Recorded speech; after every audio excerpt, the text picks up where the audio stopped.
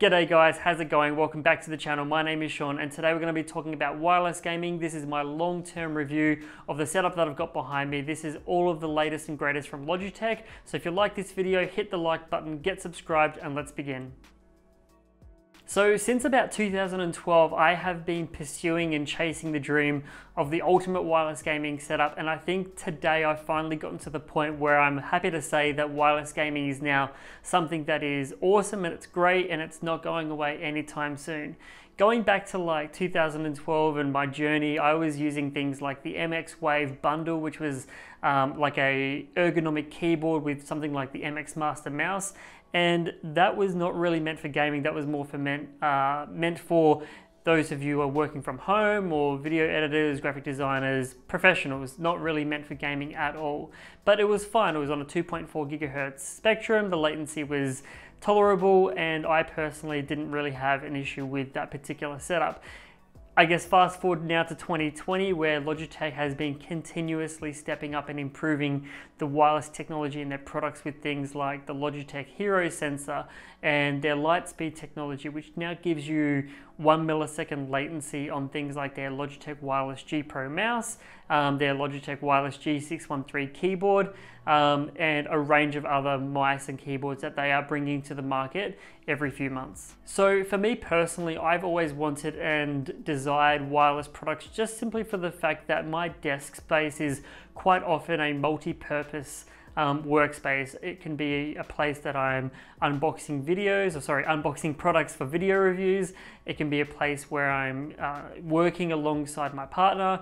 We also use it sometimes, like most recently, to actually frame the art that you see hanging on the walls beside me. So getting that product and getting it off the table and being able to just put it aside quickly and easily and not having to worry about cable snagging on things is something that I personally really appreciate. Now, obviously, talking about the latest and greatest wireless products, we're going to be talking about gaming a fair bit, and one of the most important things for a gamer anyway is latency and response rate. And as I mentioned before, with the Lightspeed technology and the Hero sensor inside of the mouse, I think compared to things like, I've used the Corsair K68 bundle, which is a really good wide keyboard, mechanical keyboard, and wide harpoon mouse.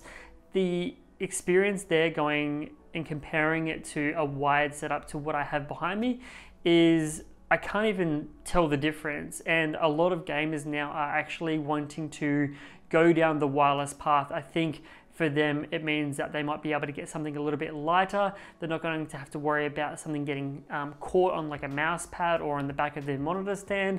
It's just one less thing to worry about. And I mean, there is a small downside, which is that you do have to plug in things like your mouse or your keyboard or your headset every so often to recharge them. But I really think that that is a small price to pay for the convenience of being able to just get up and go with your keyboard or mouse, and even your headset as well. So the setup that I'm currently using is the Logitech Wireless GPro mouse, the Logitech Wireless G613 mechanical keyboard, and the Logitech GPro. This is the Logitech G935 wireless headset. So it's kind of the best of the best. Now, I know that this setup here in Australia, if you were to buy it today, would cost you around about $550, which might seem like a lot of money, but if you're the person that wants the best of the best and they want to cut the cord, then this is probably the setup that I would definitely be recommending to you guys. I play a lot of games like Apex Legends and Call of Duty, Doom, so a lot of first-person shooters, fast-paced, very sensitive to input lag and things like that, and using a wireless setup like the one I've just mentioned, I've had absolutely the most amazing experience, and I definitely can't see myself going back to a wired setup anytime soon. Now, the other thing that I think is really cool about these particular products from Logitech, and actually all of the Logitech gaming products from their G range, is the G Hub software.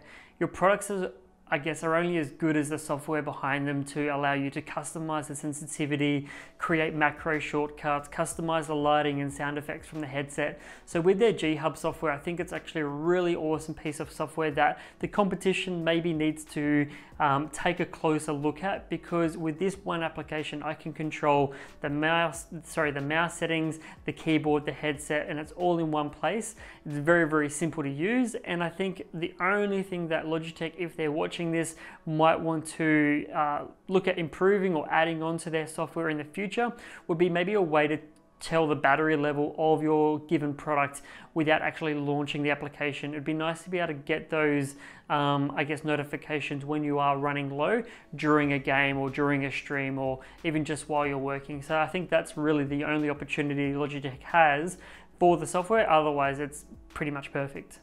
Alright guys, so that's it. That's the end of me talking about the wireless gaming setup and what I think is the best of the best. If I'm missing something and you think the cabled route is better, let me know in the comment section down below. Again, if you like this video, hit the like button, get subscribed, and I'll see you in the next one. Cheers.